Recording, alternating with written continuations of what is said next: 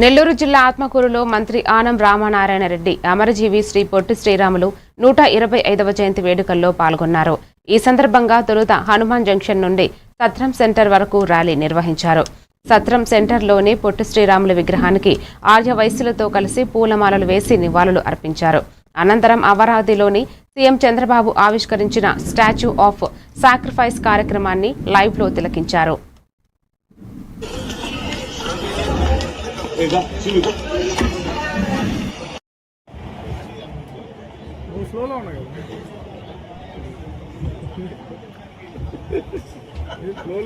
వచ్చినప్పుడు ఆర్య వయసు ప్రముఖులందరూ కూడా మహాత్మా గాంధీ విగ్రహం కావాలి అని అడిగారు.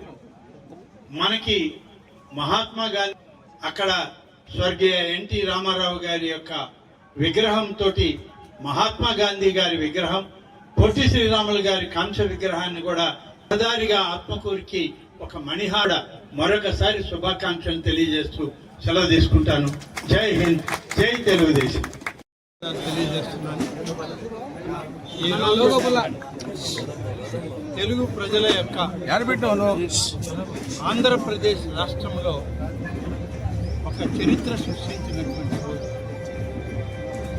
దాదాపుగా 58 రోజుల పాటు నిరాహార దీక్ష చేసి తన ఏ లక్ష్యాన్ని అయితే సాధించాలనుకున్నాడో తన ప్రాణ త్యాగంతో దాదాపుగా 58 రోజుల ఆయన యొక్క త్యాగం, దాన్ని ఫలితాన్ని గుర్తించినటువంటి తెలుగు ప్రభుత్వంగా రాష్ట్ర ముఖ్యమంత్రి శ్రీ చంద్రబాబు నాయుడు గారు ఆంధ్రప్రదేశ్ రాష్ట్ర ముఖ్యమంత్రిగా ద్వారా జరుగుతున్నది ఈ అమరావతి రూపశిల్పిగా ఉన్నటువంటి ముఖ్యమంత్రి మాన్యశ్రీ చంద్రబాబు నాయుడు గారి యొక్క అడుగుజాడల్లో ప్రతి ఒక్కరూ నడవాలి.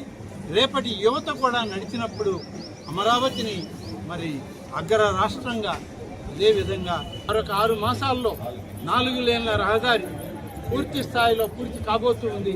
అవి పూర్తయ్యేలోగానే ఈ విగ్రహ ప్రతిష్టలు కూడా పూర్తి చేయడం జరుగుతుంది.